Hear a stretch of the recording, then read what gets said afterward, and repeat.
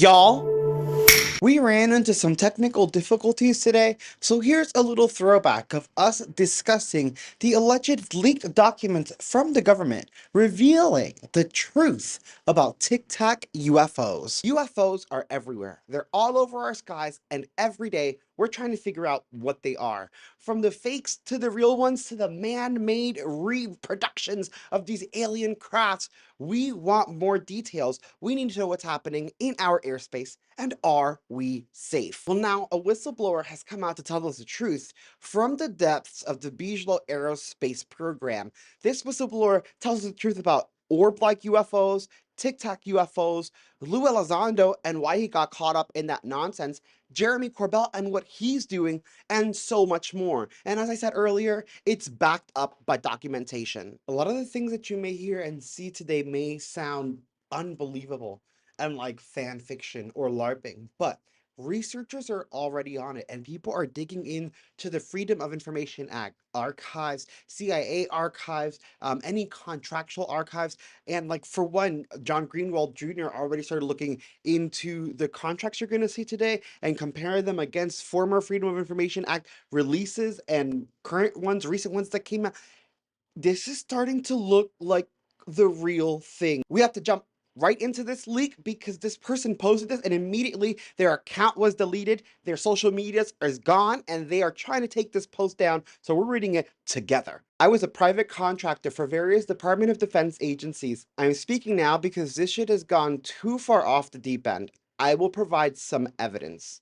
Not a lot, not all, he does actually provide a lot, but it's crazy evidence. I really did not want to write this. However, after careful discussion with colleagues, I am going to go with what my gut tells me I should do. I cannot sit on the sidelines while I observe the UAP field narrative get filled with half-truths and obfuscations. And I love that and I appreciate it. And as we know, people are starting to get tired of this stuff. That's why whistleblowers come out in the first place. In this post, I will be providing evidence of documents that cannot be Freedom of Information acted. I'll even give my perspective on anti-gravity and the overall landscape of the current UAP field when it comes to intelligence agents that are masquerading as truthers. I think we've talked about that before. What I speak on is based on my own experiences and observations from being in the field for almost 4 decades. There's another recent leak that we might be able to go over that talks about 2,000 plus hidden programs and how a lot of these whistleblowers are a little bit older, and since they're, God, I hate to say this, but since they're closer to death, they care less about what happens to them, so they're coming out and telling the truth. This may just be one of 4 decades working on this, and who knows when they started. I have a degree in electrical engineering from a college somewhere in the south of the United States of America. I will not say the name of the school because it will be very easy for people inside the DoD to track me down if I give away too much, considering not many were recruited from the college that I graduated from. You're not really helping yourself out, bud, and you kind of already disappeared, so you're scaring me. I was recruited shortly out of college to work in black operations, specifically on the electrical engineering, microelectronics, and pulsed power side. Pulsed power. These black programs do not necessarily care about your academic credentials as much as they are about two things. Can you think outside of the box? And can you shut the fuck up about it? Ooh, child, you got yourself into something deep. I do not know everything, but the things I'm sure of, I will write about here. Why am I doing this now? Because I was given 8 months to live, and I will do what I can while alive to try and make a positive impact in the community. I sometimes cannot sleep seeing some of the blatant lies being fed to the community. Wow. One, I'm so sorry. Two, I appreciate you. Three, sorry to be morbid and tie this back to what I was saying. But again, people that are closer to death, people that are given a time limit, maybe he's very sick from the interactions of radiation of the things that he's seen or touched. We don't know. We haven't gotten there yet. Whatever the case may be, they don't care about keeping your secret anymore. If they're about to die, like I wouldn't give a crap if I knew the UFO and government secrets and I'm like 80 and I'm like on my deathbed. I don't be like, it's all true. Like, who's gonna stop me? That's crazy. and then again, I'm so sorry that this person has a, not to make a joke, this person has a time limit, but I appreciate your authenticity and your truth. Thank you. Let me put this bluntly before I get into the anti-gravity and technology. Jay Stratton and Lou Elizondo are one of the reasons that various inventors, zero-point energy devices have never seen the light of day.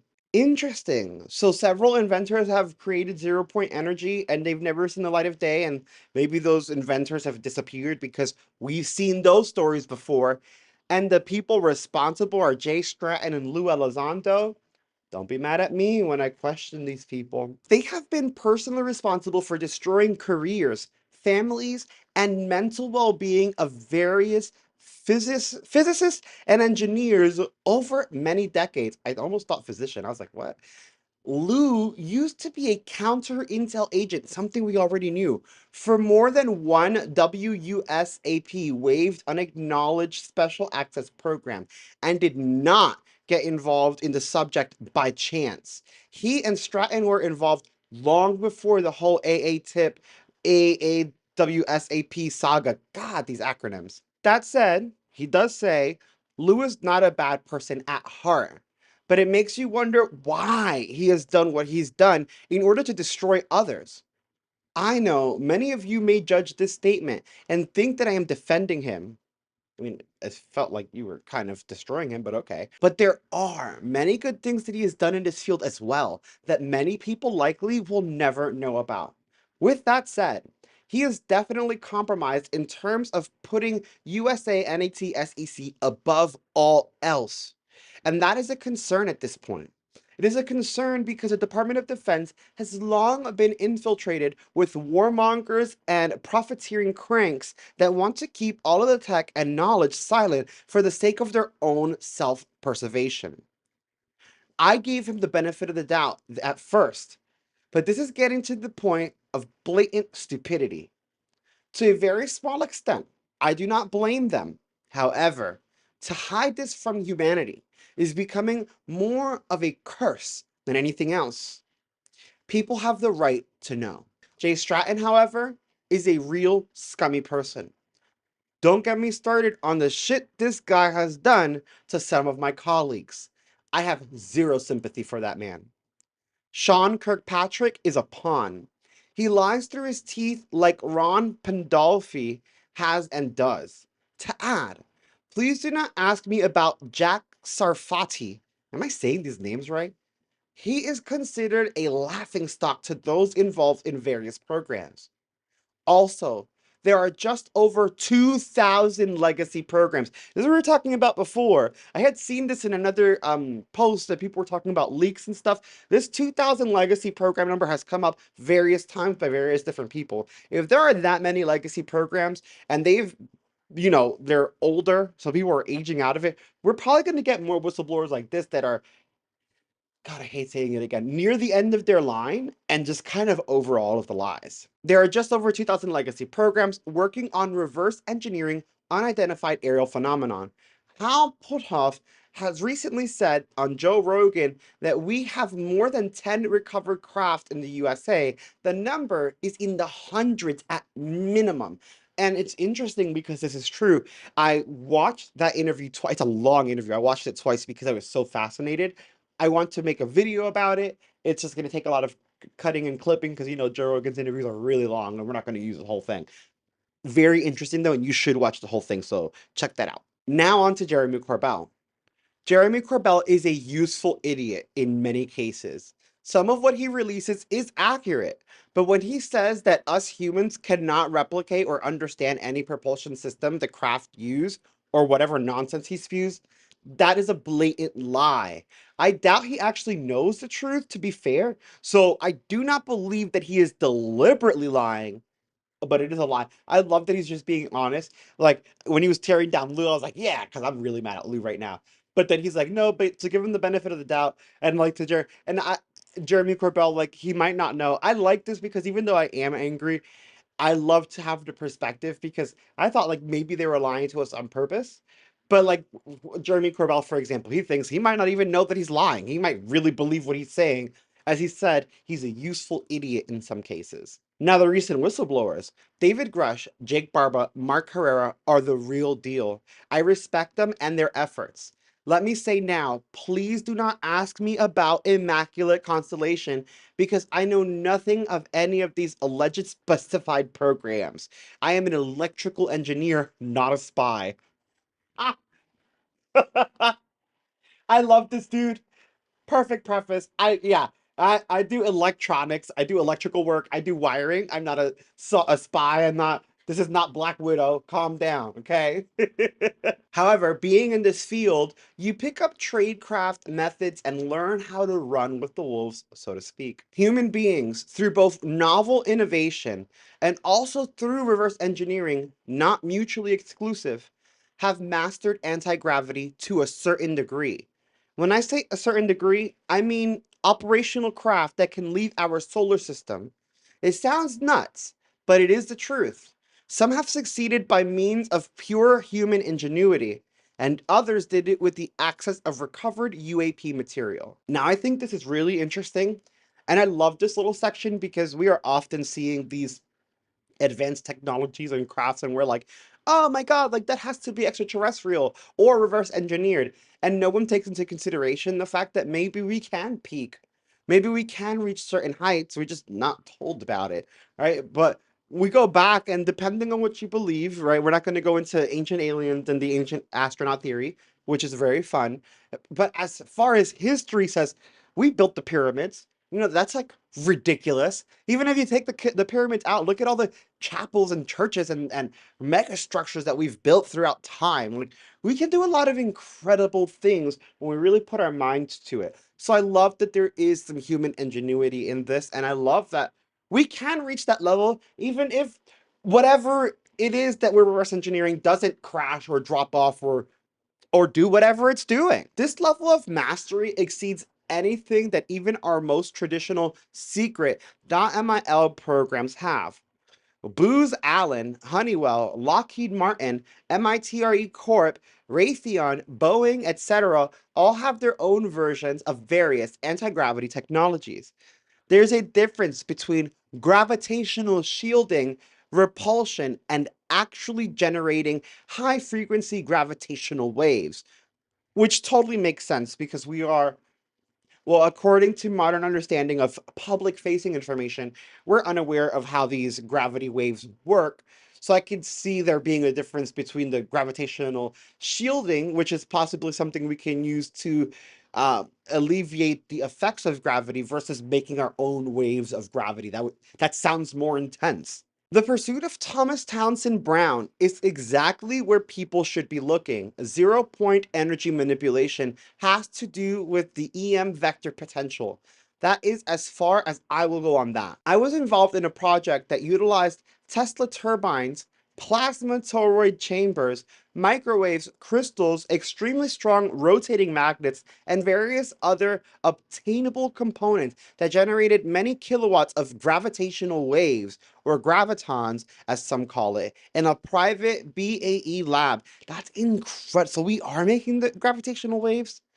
This is incredible. And why are we holding people back? I get it, for the profit, like he said, the people don't want to lose their stuff and it's like for self-preservation, but this could move science forward on so many levels. This is like so wow. And like with the questions that we have about quantum mechanics, quantum physics, and all that stuff, we need this. Oh my god, I get so frustrated at people and their damn greed. The total cost of the project was just under 3 million US dollars to build the gravity generator.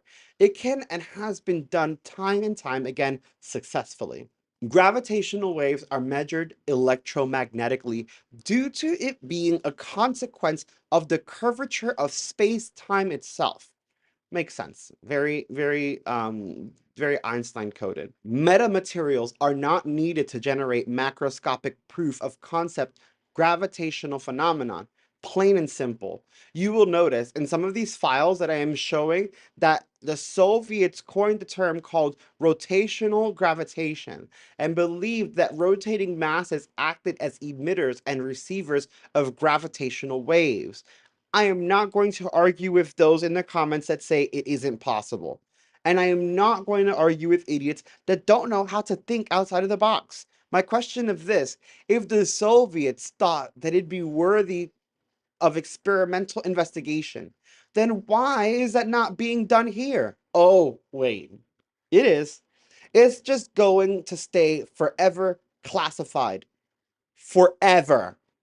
And I think this is very interesting again because this person came out here, started talking about all this stuff, and had the intention of answering questions and talking to the community. And like literally within seconds of this being posted, he was gone. Couldn't reply, account deleted, gone. Ask Jay Stratton why he prevented multiple inventors from getting their own laboratory. Because many of the inventors he suppressed focused on rotating capacitors, something the Soviets pursued very quickly. I'm sure his $1 million book deal helped smooth over all the people he royally fucked. My beef is that we are classifying basic science. This is what I'm saying. Like when he said that, like I told you guys, this is like an aha moment for science, and they're keeping it behind closed doors. Like, are you kidding me? Could you? Oh my God. Okay, whatever. I agree with anonymous whistleblower. My beef is that we are classifying basic science that our adversaries are now discussing in more open forums and in peer-reviewed literature. It's bullshit. All for what? So that Lockheed can make science breakthroughs proprietary and own it?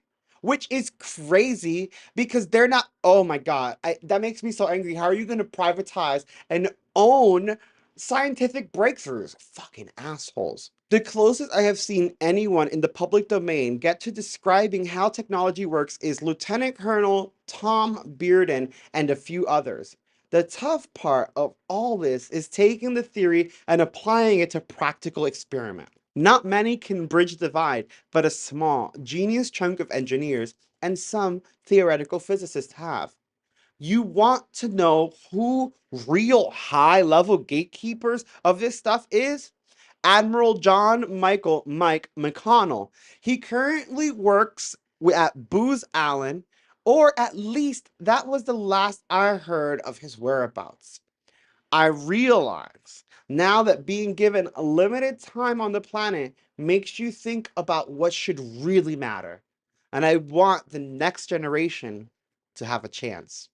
Wow, I appreciate you. And if you're seeing this on the rare occasion, we appreciate you and thank you for your service and for your information.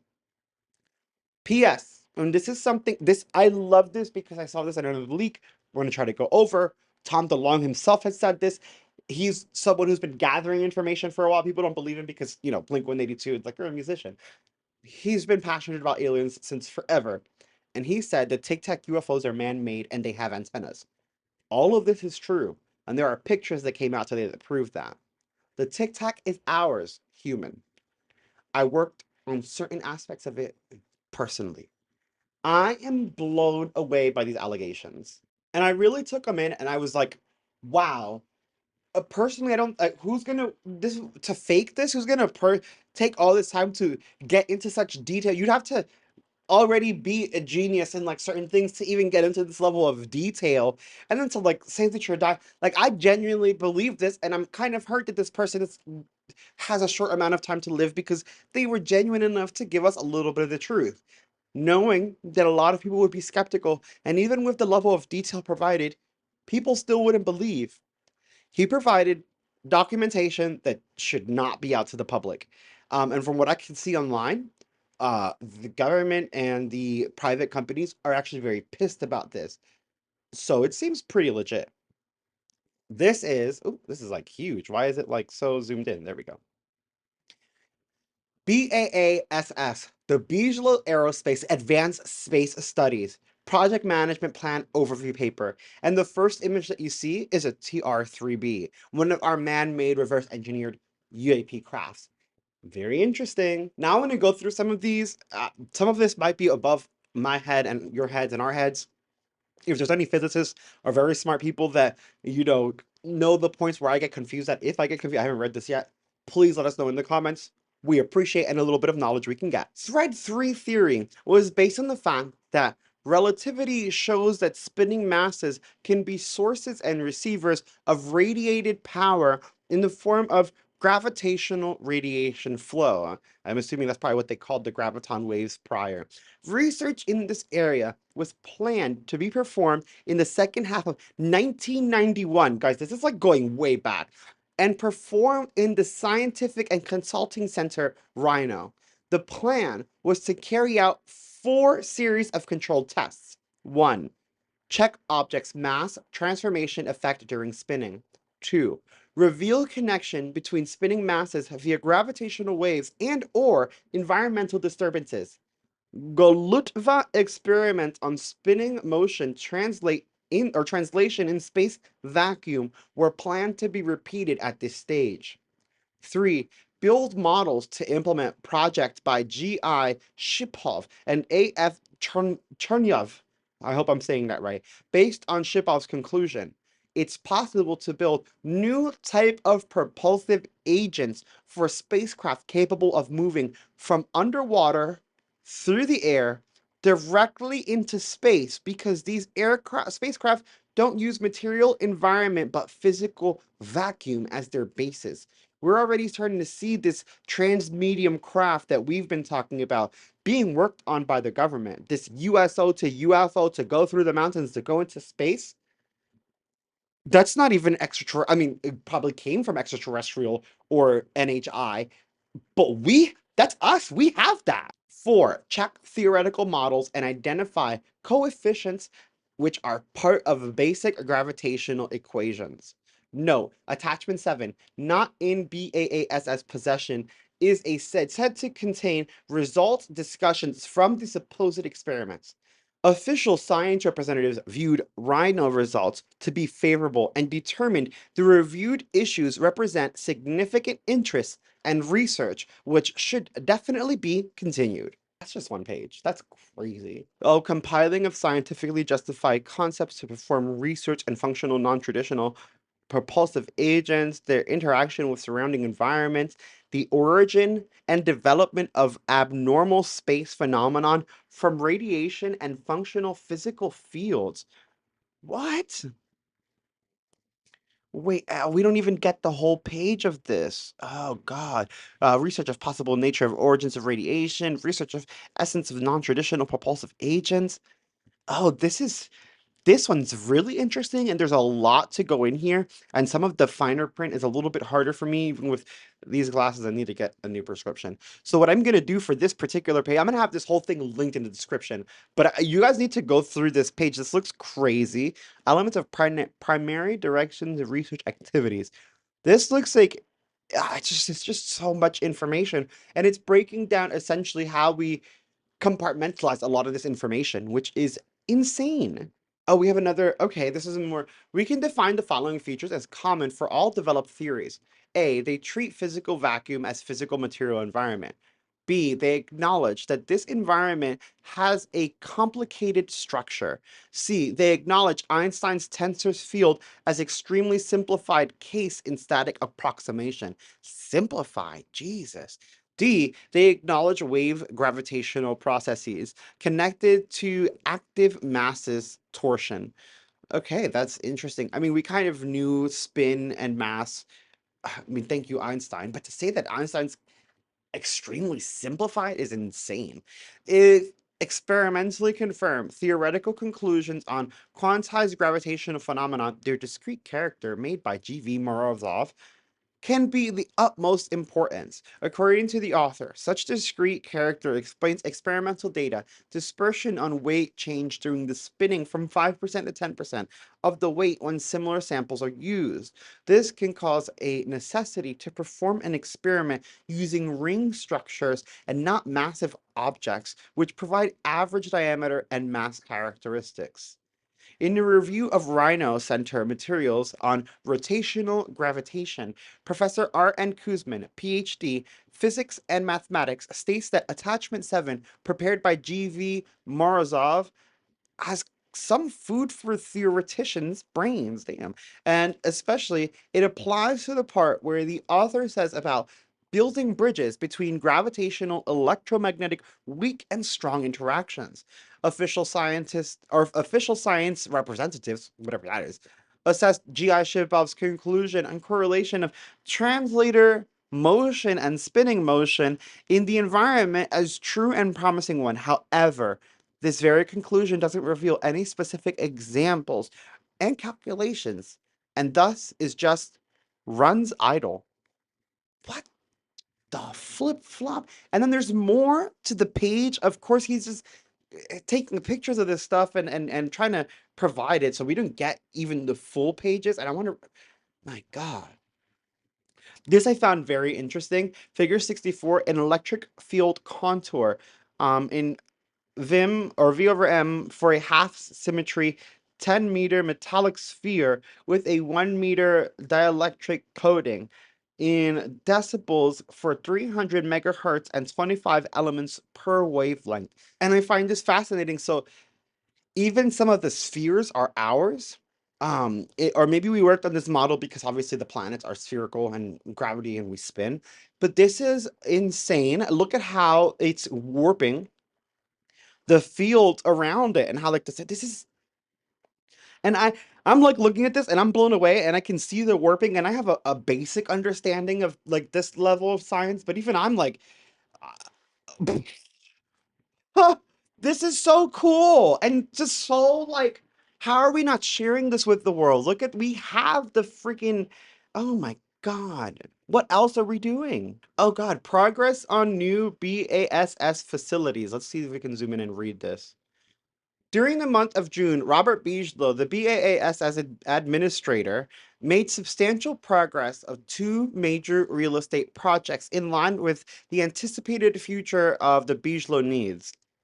One, an underground vault. Damn, of course we already know. We conspire about these underground vaults all the time. They are real. The underground vault. The need for a highly secure underground vault operated by Bigelow became apparent in the line with a Bigelow priority to pursue and acquire recovered hardware and biological samples, non-human biologics, thank you, Grush, from the corporate world and or from private individuals and groups located elsewhere, including in Brazil.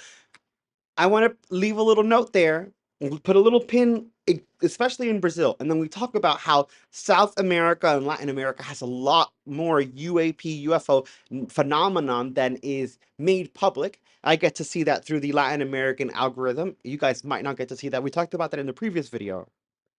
The previous video about the sphere. The sphere that has a freaky, weird, dark center with the ring of orbs around it that looks like a strange center lined with an orb to keep things in place. Again, I'm not saying that that is real, but to what we saw, to what happened, to the studies that they're doing, to this leak that we're getting right now, it makes effing sense. And then they're talking about it being in South America, Latin America. Bro, hello? Like, like everything should be lighting up right now. It was recognized by the Bigelow administrator that there are no highly secure facility at Bigelow to store exotic material or tissue that the organization could obtain. Accordingly, the Bigelow administrator designed an underground facility to be located in North Las Vegas at the Bigelow Aerospace Facility, which is insane because just earlier today we had a UFO sighting in Las Vegas, a video that's probably going to be coming out very soon. And we had the entire Las Vegas incident, which made headlines, and then the police erased the body cam footage, and we still don't have that knowledge. Like, there is so much in this report and in this that's tying a lot of the stuff that we've seen together. And I hope you guys are seeing this. The chosen location is exceptionally well protected by a perimeter fencing and razor wire surveillance cameras and 24-hour armed guards who are retired or current military. I'm going to just put a little pin on there. We talked about that UFO crashing in Las Vegas when it happened. It's probably one of the most popular videos on the channel. Well, actually, never mind. Yeah, because the prank video that was like 500 million views is gone. So I think that the UFO video is the most popular video on the channel. So a lot of you, if not all of you, have seen it. That UFO Las Vegas event was very strange because people were talking about why was it there? How did it crash? Why did the aliens look like they were looking for something when the humans approached them and then like drew their guns because they were scared? What if this like a Bijlo facility, like what if it's not just that we are um recreating and reproducing, reverse engineering these crafts and making our own? What if we are actively in communication with them? That stays hidden, even beyond the government, for these private enterprises, because they are maybe gathering resources from the earth that they need and we don't know about. And so these UFO or that UFO was heading towards this facility. Something may have happened, maybe a pulse of a radio or electro frequency, whatever, and it crashed in the Vegas yard close to where this facility is. Further, the Bijlo administrator during the month of June designed and created architectural plans for a 5,000 square feet underground vault with 3-foot thick walls, ceiling, and floor with a concrete access tunnel leading to multiple security doors, at least one of which comprises of a thick vault steel door. Bruh. The entire facility will be located underground at the Bijlo Aerospace Facility with over 15 to 20 feet of earth above the structure. Any surface structures protruding from the ground will be extensively camouflaged. It is anticipated that, subject to building permits, the new underground facility will be capable of being occupied by late 2009, early 2010. Bro, we are in 2025. Imagine what they have done then to now. And like when we talk about the Tic Tac UFO that is, these Tic Tacs are ours. None of them are extraterrestrials. They do have the strange antennas. That we started making the Tic Tacs in the 50s and 60s. And that also came out in documentation, which is crazy. How advanced we talk about these aliens or non-human intelligence or interdimensional beings, whatever the hell they may be, wherever this comes from. We talk about them being however many years or even centuries more advanced than us. How advanced are we and we just don't know it? More details on this project will be reported in the June 2009 Bijlo monthly report. 2. New buildings purchased for Bijlo because of the extremely rapid pace of the Bijlo personnel expansion. Bruh. And then this is us conducting our experiments on our Tic Tac UFOs. These are ours. The spheres and the orbs, some of them are ours, some of them are, I guess the best way to put it is not ours because we don't know whether it's, ET or ID or whatever the fuck. Um, but these, that's us. Made by Bijlo and Lockheed Martin. Like the Tic Tac that we're always freaking out. Oh, we've seen them everywhere. We're seeing them everywhere. Because they're us. Of course they're everywhere. We made them. So if you look here, this is figure 17. Tic Tac Mach number at 1/6 the scale. The air temperature is 223 Kelvin and 700 miles per hour with mixed inlet and supersonic outlet, which is interesting. And you can actually see the variation in the temperature. Interesting how the Tic Tac remains cool. Here we have figure 18, the Tic Tac pressure at 1/6 scale. The air temperature is still at 223 Kelvin, and it's now at 1,500 miles per hour with supersonic inlet and supersonic outlet. And you can actually see that even though the air is still at 223 Kelvin, this picture looks much cooler. And I'm not gonna lie and sit here and say that I'm smart enough to understand, like, did this speed have something to do with it, or I don't know. I think it's fascinating though, and we're clearly experimenting on it. And the fact that this can go at 1,500 miles per hour, I this is insane. This is disclosure. This is it. This is crazy. Like, we're getting information we should not have. Oh, brother, what the flip? Oh, this is gonna hurt me. I don't think I can do this. I'm so sorry. Even when I zoom in, as you guys can see, it has that grain. God, I need to get LASIK. Or is it just that bad? Even with, yeah. What the flip? Again, this is all going to be linked below because I want you guys to see it. Velocities and accelerations for the Tic Tac for parametric time durations of event. 81,000 miles per hour?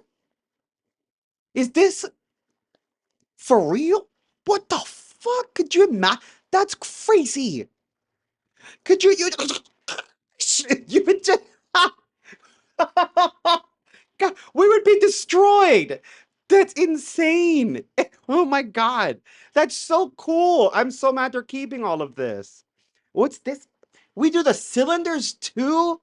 Wait, cylinder Mach number at 1/6 scale, same temperature of the 223 kelvins, also 1500 miles per hour supersonic inlet, supersonic outlet. The summary and conclusion of the compressible numerical analysis. In the field of unidentified aerophenomena studies, it is believed this preliminary analysis of the Tic Tac incident is the first of its kind to utilize a multi-industry standard FEA code to perform computational studies. The case used or the cases used are provided as a basic demonstration of the CFX fluid flow module and illustrate some of its capabilities as well as a sample of some visualization tools. Bro, this is crazy. Tic Tac geometry. For the contour plots of pressure, temperature from 100 miles per hour up to 500 miles per hour, gradual increases in values are observed, with the most significant value change at the front of the object. The Mach number values increase at the front sides of the object. Disturbance of airflow is witnessed in the pressure and Mach contour profiles around the body. Nearing the speed of sound at 700 miles per hour, contours for pressure and Mach number started to show a more pronounced shock, as would be expected. Temperature values also showed a higher increase at the front nose due to a higher flow and air resistance over the body. Velocities higher than 700 miles per hour showed a drastic difference in values compared to those at 100 miles per hour, with pressure differences in orders of magnitude. At 1100 miles per hour, the temperature rises not only at the attack nose, but started to even increase on the sides and in the wakes of the airflow. Detached shock waves were witnessed in the pressure and Mach contour starting at 700 miles per hour all the way up to 1500 miles per hour. And I believe that that's what we're seeing here. We're seeing the heat get closer to the sides while the back remains cool here. So I'm assuming that this means that the Tic Tac vessels are much better at handling that, and as such, a much more survivable experience. Again, I'm not nowhere near smart enough to fully comprehend this. So I could be completely wrong, but that's what I'm picking up, or what it seems like here, and maybe why we went more towards the Tic Tac shape as opposed to continuing with the cylindrical tube-like structures. Advanced Aerospace Weapon System Applications Program. And I actually have seen leaks of certain of the applications from Bijlo. Someone got the links and put them online. I know Bijlo's pissed. Whatever, that's not my problem. But you can apply for these programs. Not that we would get access, but it's a thing. The notice combined to NAFTA solicitation. This was posted originally in August of 2008. It received a response less than a month later, on September 5th. Oh, it was posted. It was Oh, okay, this is the original posting date. I guess it was possibly amended. The response date is exactly the same. It's automatic arrival, meaning or automatic archiving. Just kidding. Total small business, special studies. Okay, this is a combined NASA solicitation for commercial items prepared in accordance with the format subpart 12.6 as supplemented with additional information included in this notice. The solicitation number is HHM 40208R0211. I felt like such a robot. The complete formatted solicitation will be available for download on the Federal Business Opportunities website at www.fedbizops.gov under solicitation number 8. Okay, so it's just kind of telling you how to apply for these things. Again, not that we would get, but you can, small businesses and private investors and companies, I guess, with enough money, clout, and proof of secrecy, or like he said earlier, that you can keep your mouth shut, can apply for access to these programs and then use these technologies to build upon them and create their own thing. Again, owning the creation once, even though it's a breakthrough in science, whatever. And then we get this email. This is the last piece that we get from this MIA Whistleblower. Lakatsky James, TDIA, USA government, kind of gives you like, the information on when and where. Mr. Lakatsky, the Bijlo facility has been assigned SCIF ID DI09021. The facility packet, i.e. FCC or FFC, concept memo, etc., has been assigned to DAC2A2 West Region team for review and to determine whether the facility will be granted pre-construction approval or final accreditation. Wow. They will coordinate with the facility security officer. I think it's interesting because, again, I'm assuming that this is the application. When you apply to even look at these things, this is what that response looks like. And you even here, you can see how compartmentalized all of this is because like this is going to the West region team. And it's like, I'm sure there's a region for all four corners of the earth and then for each country. And then everything is just, you can tell it's so broken up. Mr. Miller is processing the DD form 254. A copy of the approved 254 will be provided to DAC 2A2. The 254 is also one of the required documents for final accreditation. Please note that the facility is not authorized to process or store SCI material until the DAC 2A2 approves the physical and Tempest accreditations. If you have any questions, please let me know. It then gives some information. I mean, y'all, this is insane. And then, of course, people start digging into this, start clicking the links and going through the files that this person accidentally opened to the whole world, that Lockheed Martin and Bijlo didn't want open to anyone. And now more and more information and documentation is coming out, including proof, as Tom DeLonge said, that the Tic Tac UFOs are ours. They're not just ours. The Tic Tac UFO is Lockheed Martin Tic Tac Model 15A. The boiler version versus the submit button model, which was the more advanced model. Are you kidding me? Excuse me. Thanks to Stephen Greer's June 12, 2023 National Press Club Disclosure Conference in Washington, D.C., the same day as David Grush was testifying, makes you wonder, we have two ideas to back up the recent whistleblower coming out and how they start to interalign upon each other, especially the 4chan.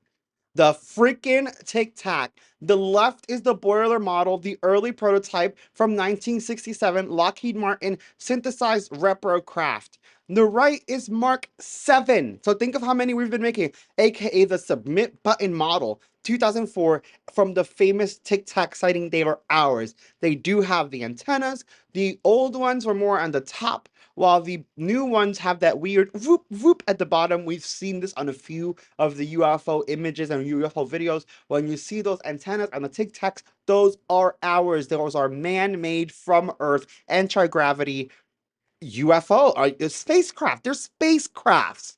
And again, this is the Bijlo stuff that is wild, that shows them actually testing out these models and kind of adds validation and proof to the fact that this could just be what the hell they were working on. And then to kind of further prove it, they add some historical evidence and pictures, like the UFO sighting from Italy in 1979. We don't have cylindrical crafts like this, or, not publicly, especially not at the time, but we were already working on it. So who's to say this wasn't this freaking model or a version of it? This is 1967. This one is what, again, 1979. You can see maybe the weird handlebars antenna got moved. Maybe they're already at the bottom, like here. An astonishing cigar-shaped UFO. This is probably one of those failed ones where we saw that the cylinder overheated on the sides. So I feel like again, I could be wrong on that. It's just how the image diagram looks and how it seemed from what I read. So maybe they went with the Tic Tac model, this is just insane. Again, I'm going to have this link below. This is in the UFO subreddit, as people post, obviously, links and everything. And the reason I do that instead of posting you to the direct government website is because there's like 50 different links to the government website, where each of these Reddit, mini Reddits, whatever subreddits, have all the links in them, so you could see the images and click the link that you want to click and go through all the information you want to go through. I'm blown away. Like, yeah, I'm genuinely, I can't believe what we're seeing right now. This is information that, like, are you kidding? This is disclosure, or if not very close, or as close as we're getting for right now, because this is so much information. Like, I'm at a loss for words. The Tic Tacs are ours. We have anti-gravity. We know how half of this stuff works. Not a lot of it, but some of it is made from human ingenuity, meaning even though we do reverse engineer crafts, we don't even need them. We are smart enough to do it ourselves. We just are greedy, which actually makes sense, and I'm so pissed about it, guys. I don't know what to say. If you want to see more of the UFO sightings as opposed to reading them, check out those UFO videos. If you want to get scared or have some fun, check out the paranormal videos. And if you want to laugh, check out the videos where we're reading Reddit. Check out all the videos.